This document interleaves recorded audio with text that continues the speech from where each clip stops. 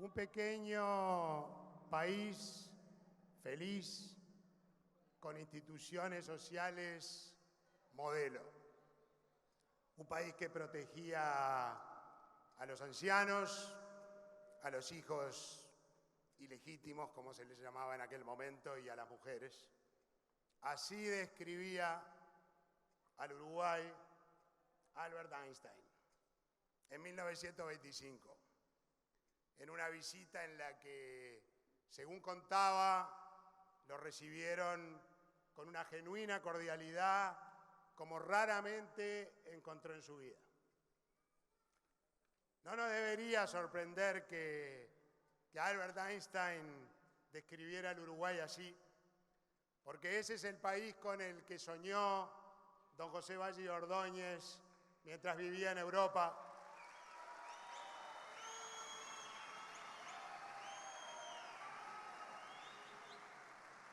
El país con el que soñó don José Valle y Ordóñez mientras vivía en Europa y que llamó un pequeño país modelo. Y lo construyó. Uruguay era un país de primera de verdad, que ofrecía calidad de vida a su gente y oportunidades de empleo de primer mundo.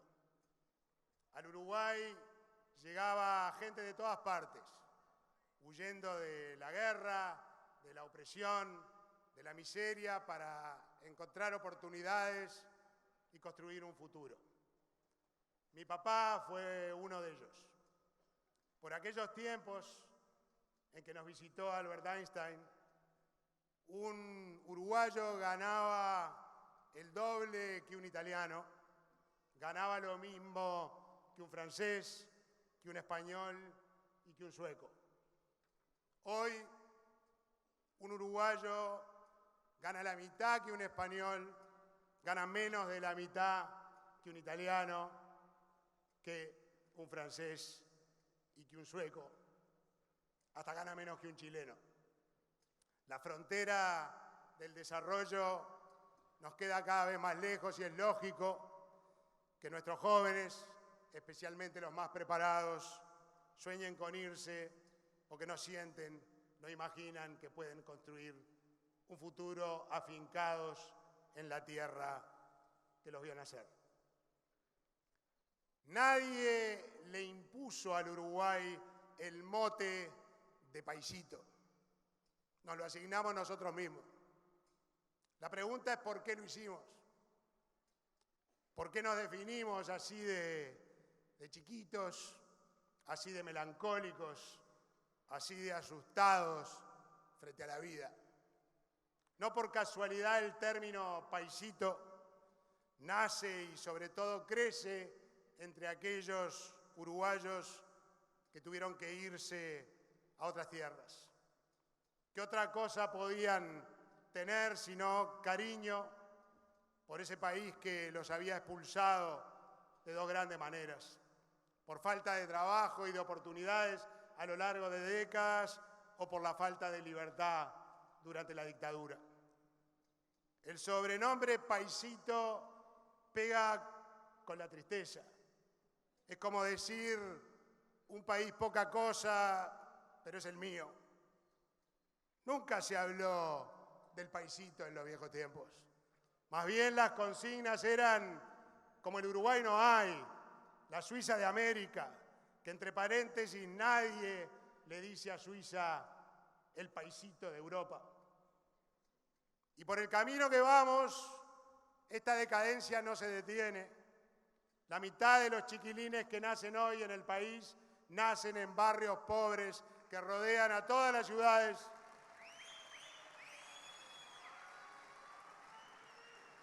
Nacen en barrios pobres que rodean a todas las ciudades y solo 16 de 100 terminan el liceo. Lo digo, lo repito y no me voy a cansar de decirlo. Si a la mitad de los chiquilines que nacen en el país los condenamos a la changa, a la informalidad, a depender de los planes sociales del MIDES, a ser semillero de los narcotraficantes, a elegir el delito como forma de vida, este país no tiene futuro. No tiene futuro.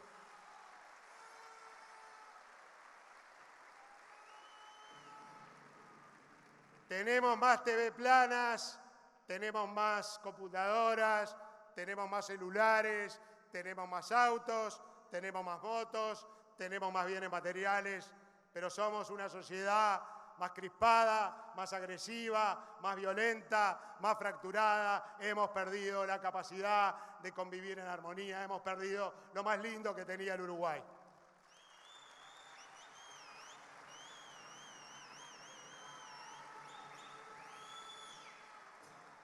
La aritmética es cruel y créanme que si de algo sé es de matemáticas.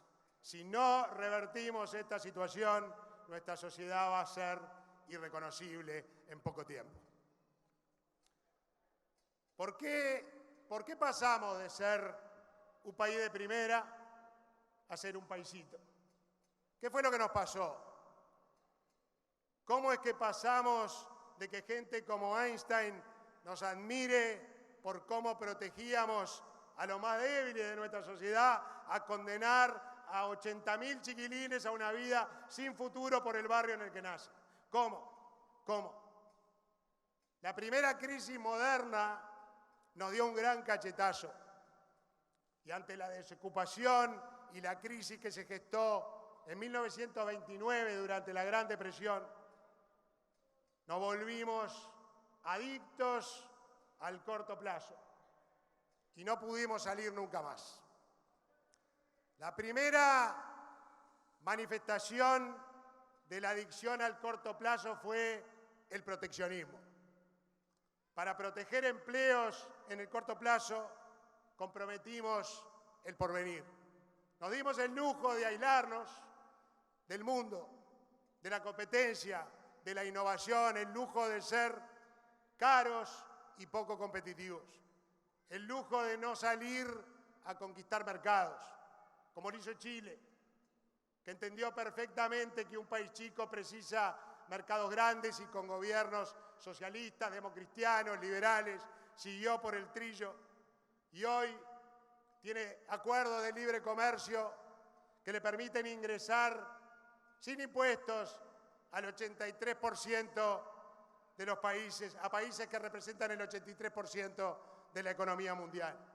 Nosotros tenemos acuerdos de libre comercio e ingresamos sin impuestos a países que representan el 6,5% de la economía mundial. Vamos a terminar con este absurdo. La segunda manifestación de la adicción al corto plazo fue transformar al Estado en una fábrica de empleos. Transformamos el estado de bienestar, el estado protector, en un estado que concede privilegios. Miren, tomemos como ejemplo, y son dos cosas bien distintas, el Estado que tiene un sistema de protección social a un Estado que es una fuente de empleo y que concede privilegios, dos bien distintas. Miren, las empresas del Estado, los funcionarios que trabajan en las empresas del Estado ganan, en promedio, son 36.000, 65% más que los trabajadores del sector privado con el mismo nivel educativo. 65% más. Y como si eso fuera poco, y a diferencia de los trabajadores privados que tienen que vivir con la angustia de la posibilidad del desempleo, los funcionarios de las empresas del Estado tienen un seguro de desempleo de por vida, 12 meses al año por 35 años. ¿Y sabe por qué? ¿Saben por qué ocurre esto? ¿Por qué puede ocurrir? Porque los sindicatos de estas empresas del Estado consiguen que les paguen salarios que ningún trabajador privado le pueden pagar, porque si no las empresas se funden.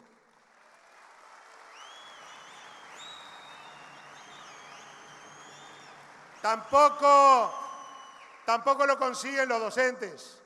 Tampoco lo consiguen los docentes. ¿Y saben por qué consiguen que les paguen salarios 65% superiores a los que puede pagar la empresa privada? Porque después la empresa monopólica se da vuelta y traslada esos costos al precio de la electricidad, del agua, de los combustibles, del teléfono fijo, de la conexión a internet. Total, no podemos comprarle a más nadie.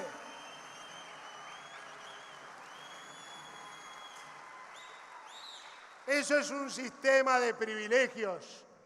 ¿Saben cuánto tienen que pagar los trabajadores privados para financiar esos privilegios que pagan las empresas del Estado y a la que otros trabajadores no acceden?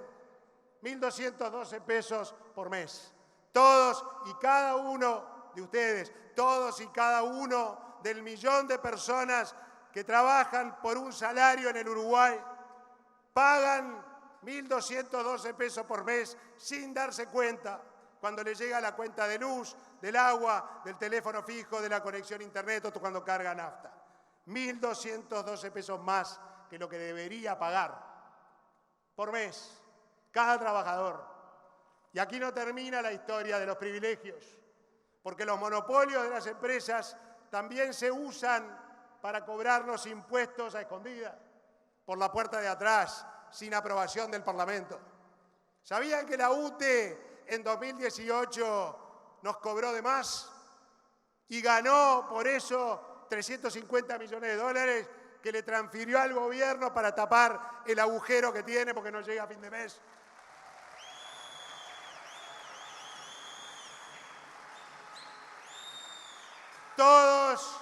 Todos y cada uno de ustedes, el millón de trabajadores uruguayos del sector privado que trabajan por un salario, tienen que pagar 944 pesos por mes por tener que pagar la luz más cara de lo que deberían pagar, por tener que pagar impuestos que se cobran por la puerta de atrás, que se cobran a escondidas sin aprobación del Parlamento de la República. O sea, que por los salarios de privilegio que recibe un grupo de personas que lograron captar rentas que otros no pueden acceder, por los impuestos que nos cobra la UTE por la puerta de atrás cada trabajador uruguayo.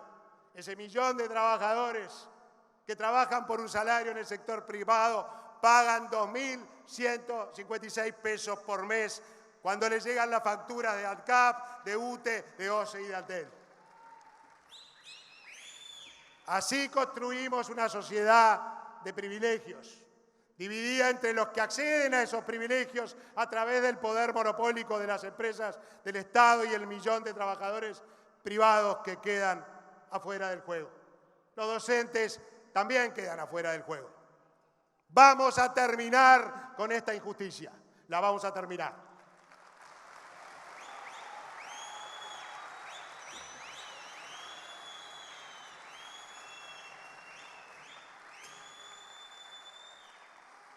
La tercera manifestación de la adicción al corto plazo fue volvernos incapaces de ahorrar. Incapaces de ahorrar en tiempos de lluvias abundantes para periodos de seca. De embalsar el agua para soltarla cuando no llueve. El Estado se transformó en un gastador compulsivo, patinándose cada peso que le entra y más. Y cuando la bonanza se termina, como se terminó en el 2013-14, nos enfrentamos a un guión bien conocido por los uruguayos. Déficit fiscal, el Estado no llega a fin de mes y tiene que salir a manguear, tiene que salir a pedir prestado. Endeudamiento, un dólar poco competitivo, el país más caro para producir y para vender y para vivir en las Américas, asfixia de la producción y del turismo. Y luego, si proyectamos la película un poco más, sabemos cómo termina. Lo estamos viendo en nuestros vecinos de la Argentina: devaluación, inflación, pérdida de poder adquisitivo del salario, desempleo. Esa es la película. Los más perjudicados de esta trama terminan siendo siempre los más indefensos. Vamos a terminar con esta injusticia, la vamos a terminar.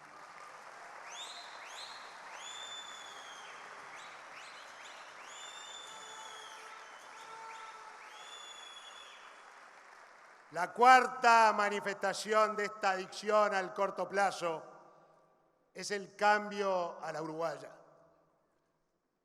Yo lo traduzco así: al que quiere celeste, que no le cueste. Que no le cueste. Miren, el ejemplo más claro de esta cultura del miedo al cambio es que le cedimos la educación a los sindicatos de la enseñanza.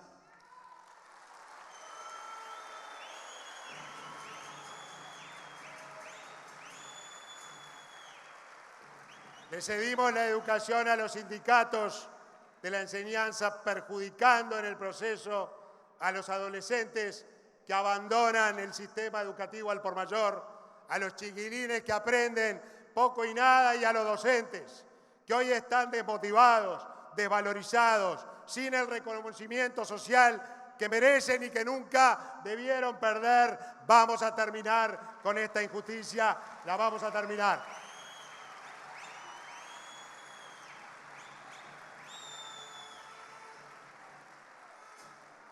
Acortemos la historia. Si quieren reducirla a una sola frase, esa frase diría lo siguiente: la decadencia del Uruguay se explica por devorar el futuro para proteger el presente, usando el Estado como instrumento, asfixiando a los productores nacionales, creyéndonos que teníamos impunidad para ser un país caro y poco competitivo para producir, la impunidad para degradar nuestra educación, la impunidad para dejar en la historia nuestra vocación transformadora. El Uruguay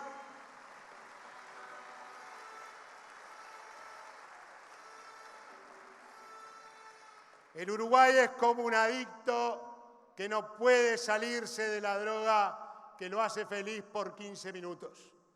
No acepta el esfuerzo de abstención y entonces no puede aspirar a una vida plena.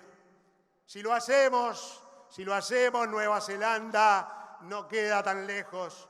Chile lo hizo y ahí está, mudándose de continente al trotecito, mejorando mucho más rápido que el resto de nuestra dolorida América Latina. Por eso nace Ciudadanos. Por eso venimos a mejorar la política para mejorar el país, venimos para revertir la decadencia, venimos con vocación transformadora. Venimos como ese primer vallismo. Queremos legarle a nuestros hijos un pequeño país modelo.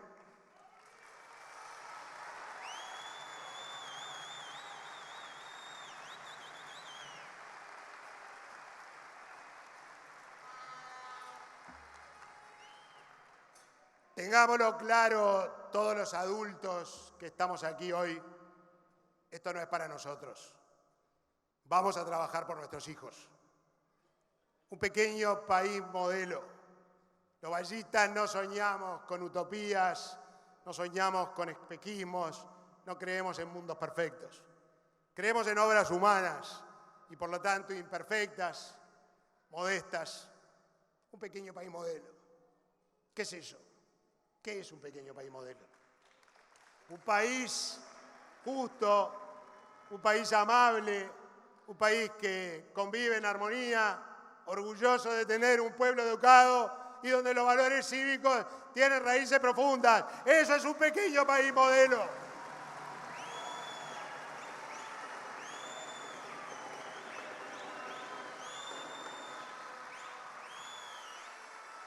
No pedimos tanto, no pedimos tanto. No queremos ser los más ricos, no queremos ser el país de moda en las tapas de la revista financiera del mundo. Queremos ser un país amable, queremos poder convivir en dignidad. Y en dignidad no la define cómo convive el prójimo, conmigo. Queremos para el otro una vida digna porque eso nos dignifica a nosotros también. Nos sobran ejemplos que demuestran que se puede. Un futbolista uruguayo en estos días puede hacer llorar a sus compañeros de equipo, no solo porque es un crack, sino por su calidad humana. Uno de los mejores futbolistas del mundo es francés, pero quiere ser uruguayo. María Noel de Durazno puede llegar a ser solista en el American Ballet, en el Ballet de los Estados Unidos y ganar el Oscar de la danza. Una escritora uruguaya puede ser la quinta mujer en la historia.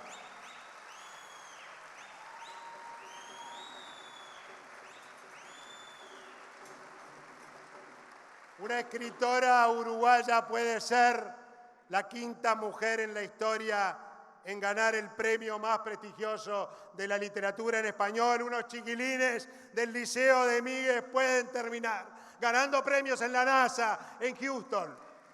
Nos sobran ejemplos.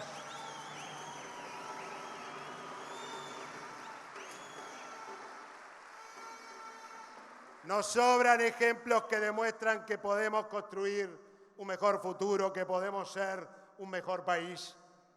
Y para lograrlo, tenemos que recorrer el camino exactamente inverso que nos trajo hasta acá. Que nos trajo desde aquel país que visitó Albert Einstein y que construyó Valle y Ordóñez hasta este que tenemos hoy frente a nuestros ojos. Y para lograrlo, vamos a recorrer ese camino inverso. Y para eso, primero y antes que nada, hay que fijar las prioridades y mantenerlas.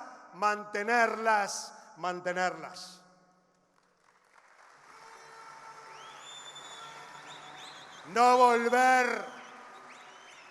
volver a tentarse, no borrar con el codo lo que escribimos con la mano. En lugar de privilegiar el corto plazo, hacerle espacio al largo plazo. En lugar de intentar un absurdo país aislado del mundo, salir a la conquista del mundo para abrirle camino a nuestros productos, para vender productos uruguayos con trabajo de los uruguayos al mundo, no mandar uruguayos al mundo porque aquí no encuentran trabajo.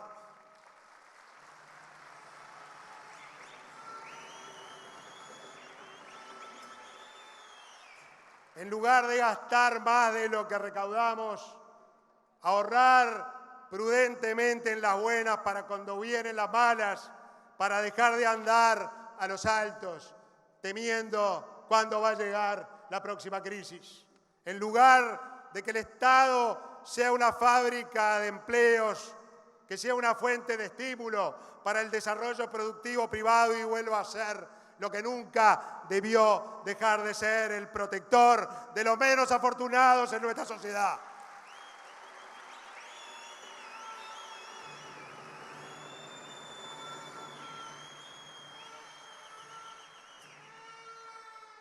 En lugar de empresas públicas y empresitas públicas satélite, que nadie controla, fabricantes de privilegios, amiguismos y acomodos, que las empresas públicas trabajen para producir servicios de calidad a precios competitivos, para que la economía tenga dinamismo y se generen empleos legítimos.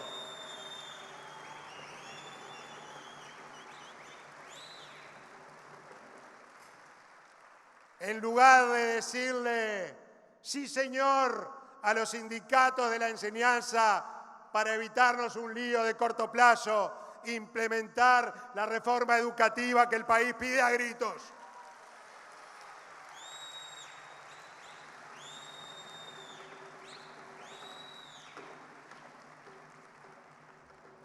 La reforma educativa que el país pide a gritos, para que la educación pública vuelva a ser orgullo del país, el gran generador de igualdad real de oportunidades para que todo niño que nazca en nuestra tierra sea libre y para que ninguno quede condenado a una vida sin futuro por el barrio en el que nace, para que el docente vuelva a ser la persona más admirada y respetada de nuestra sociedad.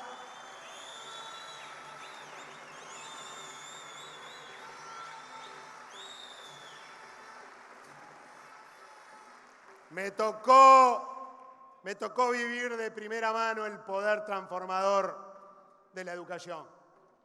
Con un grupo de amigos, hace 7 años, fundamos el Liceo Impulso, el primer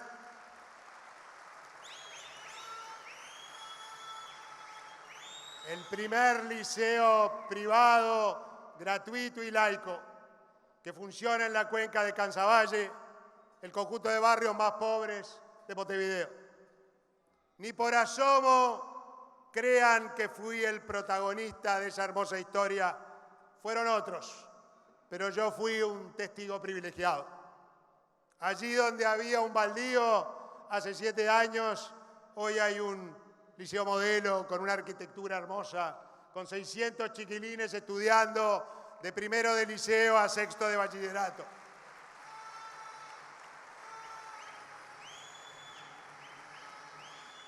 En diciembre, este diciembre pasado, se graduaron los primeros bachilleres de la historia de Cansavalle, y de los 100 que empezaron en primero de liceo, terminaron en tiempo y forma 73 en un conjunto de barrios donde si terminan 8 o 9 festejamos.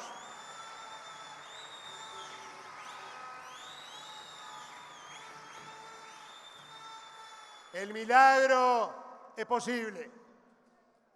Lo hicimos y lo vamos a multiplicar por 136, creando una red de liceos públicos modelo en todos los barrios vulnerables del país para atender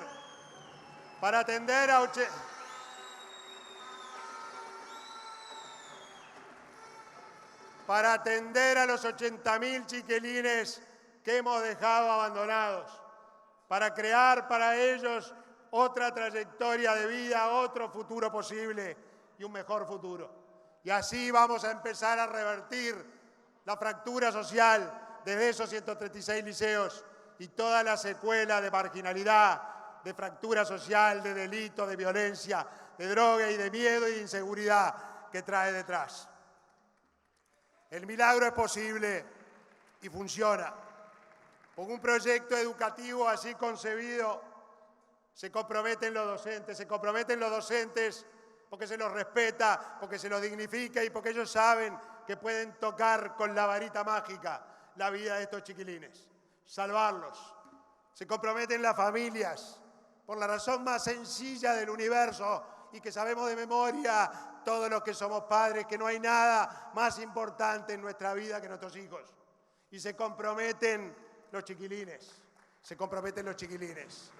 Miren,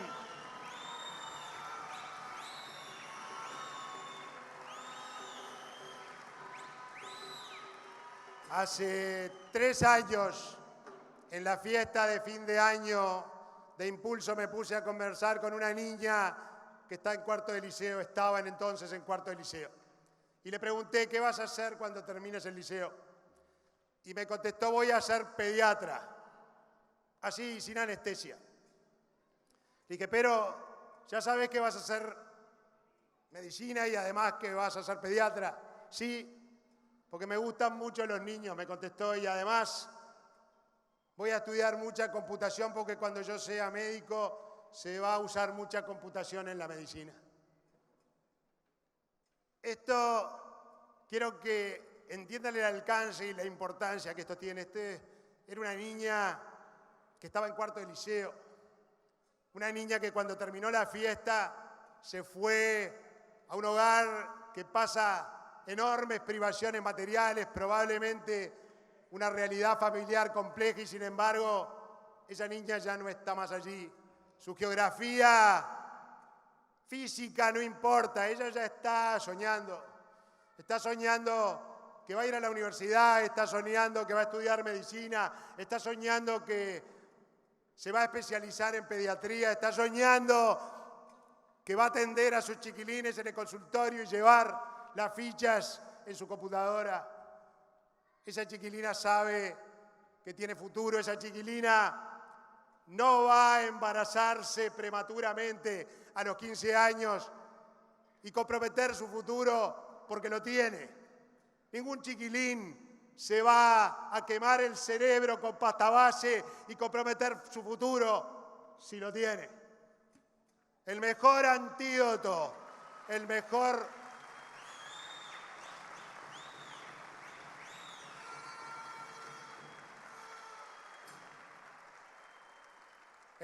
antídoto contra estos males que aquejan a nuestra sociedad es devolverle a estos chiquilines el futuro. A eso venimos, a devolverle al Uruguay el futuro.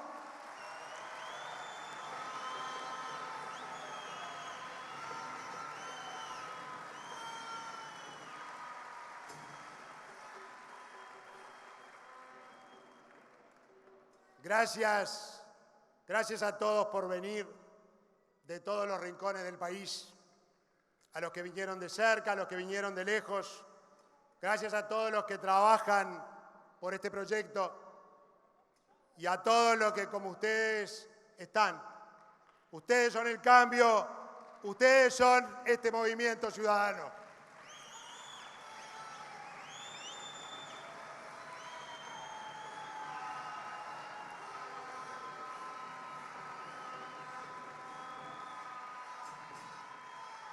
Necesitamos que nos ayuden. Necesitamos que nos ayuden. Les pido que no se vayan de aquí en una actitud pasiva. Que echen a andar el boca a boca, la publicidad gratuita y más efectiva de la historia de la humanidad. Que hablen con sus familias, que hablen con sus vecinos, que hablen con sus amigos, que hablen con sus compañeros de club, con sus compañeros de equipo y que les cuenten que aquí hay un proyecto político nuevo que se llama Ciudadanos. Que aquí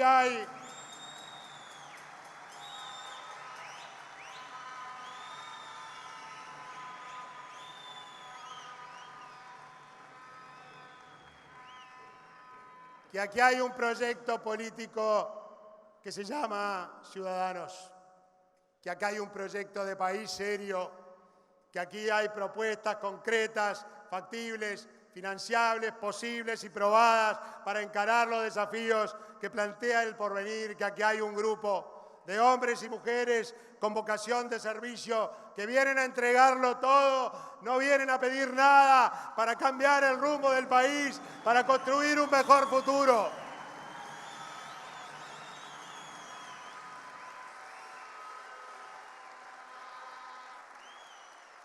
Que aquí hay un equipo de políticos y de profesionales y de políticos profesionales preparados para la tarea de gobernar el país. Cuéntenles que el cambio llegó para quedarse. Díganles que el cambio empieza el 30 de junio.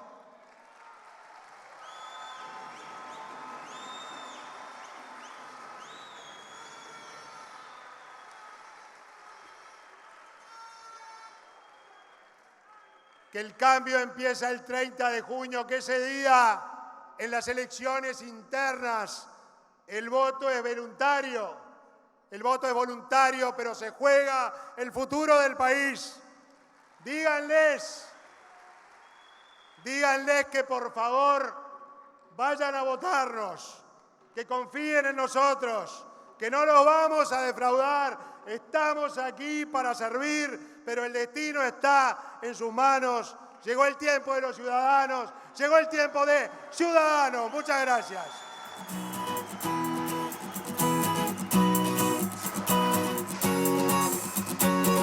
Es hora de nuevos retos, de las ideas